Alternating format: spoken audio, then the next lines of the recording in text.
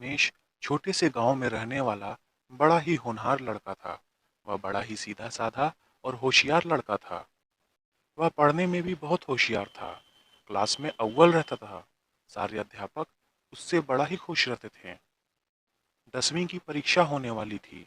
रमेश अपना सारा ध्यान पढ़ाई में लगाकर खूब मेहनत किया और परीक्षा दी।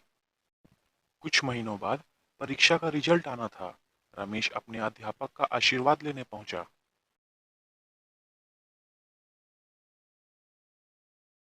आशीर्वाद दीजिए गुरुजी। आज परीक्षा का रिजल्ट आने वाला है। मुझे आपकी आशीर्वाद की ज़रूरत है। बेटा रमेश, मेरा आशीर्वाद तो हमेशा तुम्हारे साथ है। तुम देखना, तुम्हारी मेहनत जरूर रंग लाएगी और तुम बहुत अच्छे नंबर लाओगे।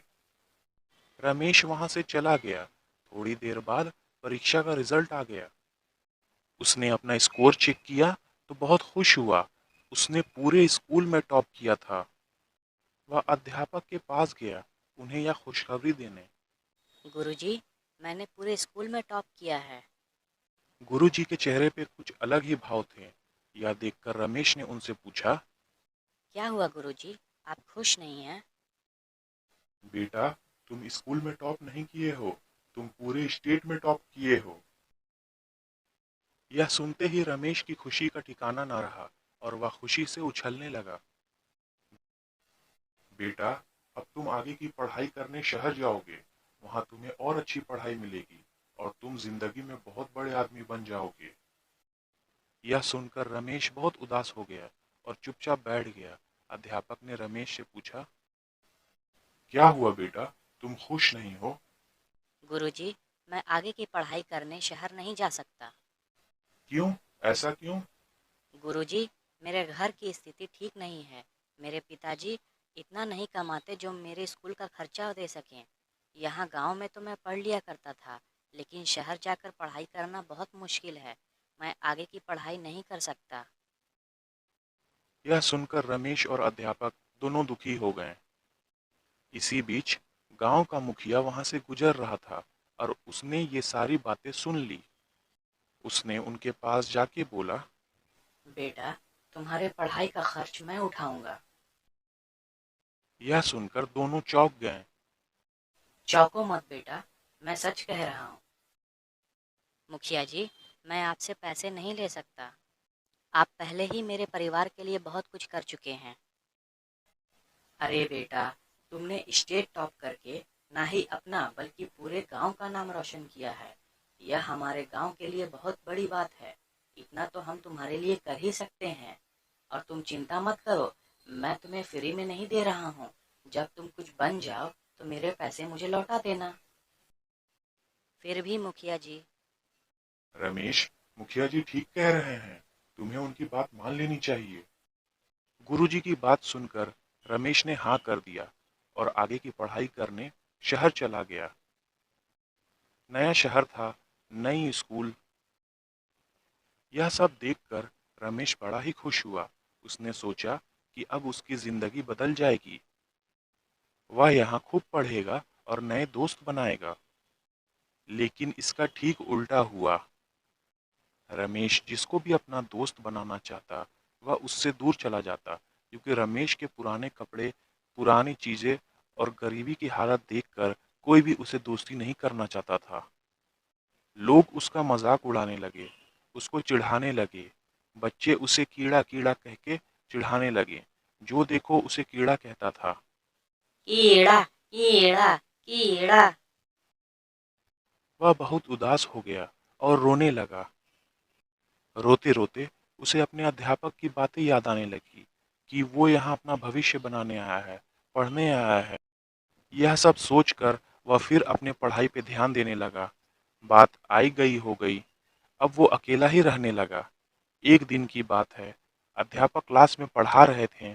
तभी एक लड़की जिसका नाम शिल्पा था, वह क्लास में अपने दोस्त के साथ मस्ती कर रही थी।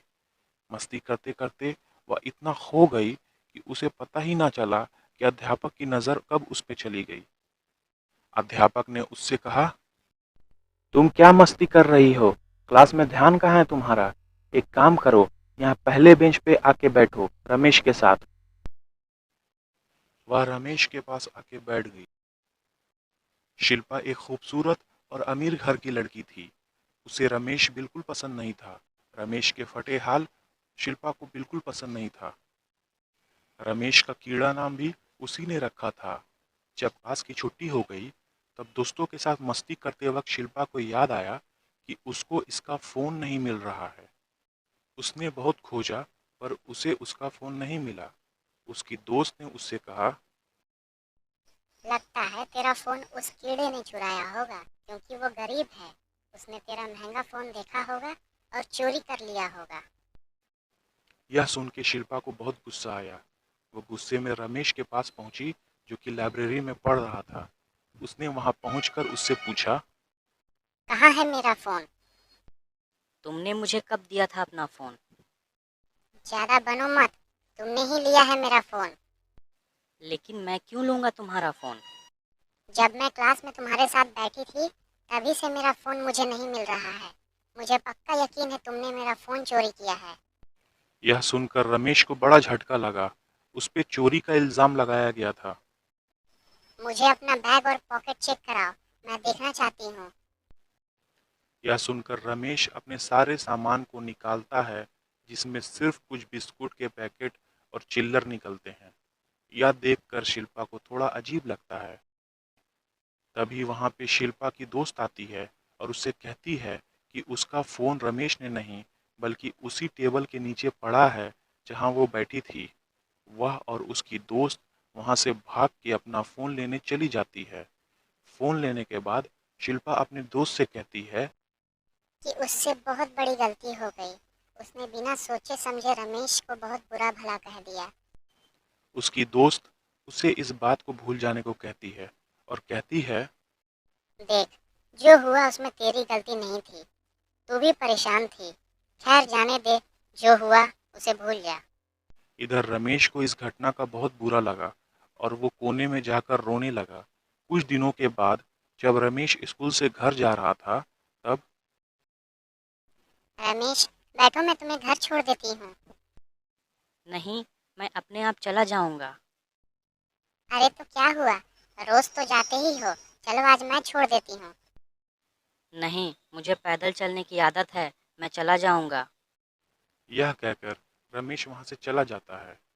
एक दिन जब शिल्पा अपने दोस्त के साथ होटल में खाना खाने पहुंचती है, तब वहां वो वेटर को बुलाती है। जब वह वेटर वहां आता है, तो वो और कोई नहीं बल्कि रमेश होता है। यह देखकर शिल्पा चौंक जाती है और पूछती है, वो यहाँ क्या कर रहा है। मैं यहाँ पार्ट टाइम काम करता हूँ। बोलिए मैडम, आपको क्या चाहिए खाने में? यह देखकर शिल्पा को बहुत अजीब लगता है। वो वहां से चली जाती है। अब शिल्पा की नज़र में रमेश पहला जैसा नहीं रहा।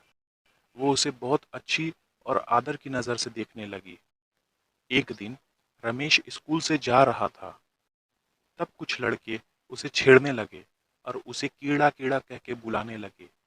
यह देखकर शिल्पा को बहुत खराब लगा और वो सोचने लगी कि सब उसकी गलती है। उसने ही उसका नाम कीड़ा रखा था। वो सोचने लगी, उसने रमेश को बहुत कुछ भला बुरा बोला है और उसे अच्छी तरह से पेश नहीं आई। उसे एहसास हुआ कि अगर वो उसकी जगह पे होती तो उसको कैसा लगता। उसने सोचा, वो पढ़ाई भी कर रहा है और अपना बाकी खर्चों के लिए जॉब भी करता है। इसमें उसकी कोई गलती नहीं है।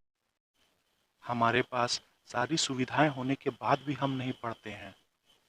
शिल्पा का दिल बदल चुका था और वो रमेश से माफ़ी मांगने के बारे में सोची।